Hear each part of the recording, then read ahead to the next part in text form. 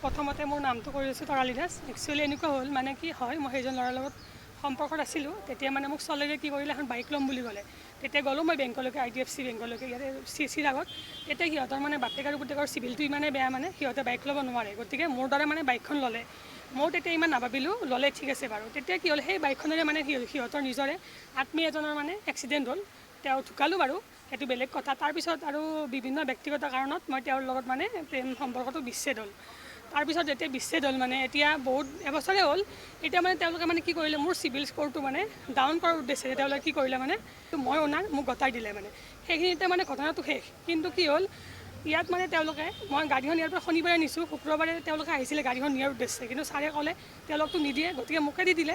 মানে সম্পূৰ্ণ ভিত্তিহীন। গতিকে মই মানে উপায় নাপাই কিনে মানে আপোনাক ক'ব বিচাৰিছোঁ আৰু এইটো নিউজ মানে সম্পূৰ্ণ ভিত্তিহীন আছিলে। গতিকে তেওঁলোকৰ দেউতাকে, কৌশিক কলিতাৰ দেউতাকে এখন এজাহাৰ দিয়া বুলি আমি গম পাইছোঁ। হয় হয় আপোনাৰ বিৰুদ্ধে হয়। কি ক'ব এই ক্ষেত্ৰত? এজাহাৰ মানে মই এতিয়া কি ক'ম, এতিয়া মই তেওঁলোকৰ ওপৰত যিহেতু সিহঁতে মানে গাড়ীখন নাপালেই, গাড়ীখন মানে মোৰ নামতে আছে, মোকে দিব যিহেতু, গতিকে EMI মই ভৰি আছোঁ এতিয়ালৈকে।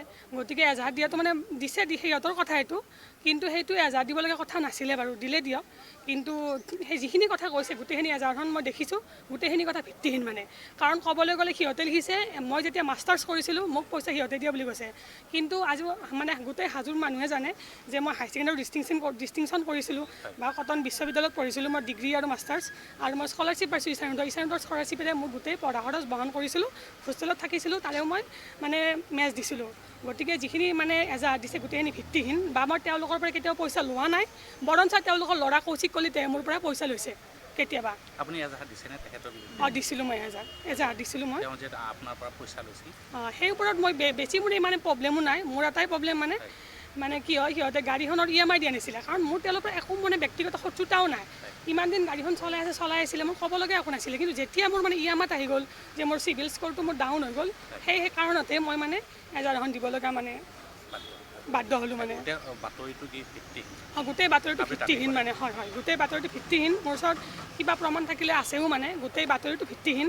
আৰু মানে এই নিউজটো বজাই কিনে বহুত ভুল কৰিছে। মানে একপক্ষীয়ভাৱে এটা মানুহৰ কথা শুনিয়ে নিউজটো বজাব নালাগিছিল। কাৰণ এই নিউজটো মানে মোৰ যিবোৰ মানে মোৰ বন্ধুবৰ্গ, শুভাকাংক্ষী বা মোৰ সন্মান আঘাত হৈছে মানে, ক'ব গ'লে সেইটো কথা। বা মোৰ যিসকল বন্ধু বান্ধৱী, সিহঁতৰো বেয়া লাগিছে, ফোন কৰি আছে। বা গোটেই নিউজটো মই মানসিকভাৱে মানে ভাৰাক্ৰান্ত হৈ পৰিছোঁ মানে। গতিকে এইটো কথাই ক'ব বিচাৰিছোঁ, গোটেই নিউজটো মানে ভিত্তিহীন আছিলে মানে।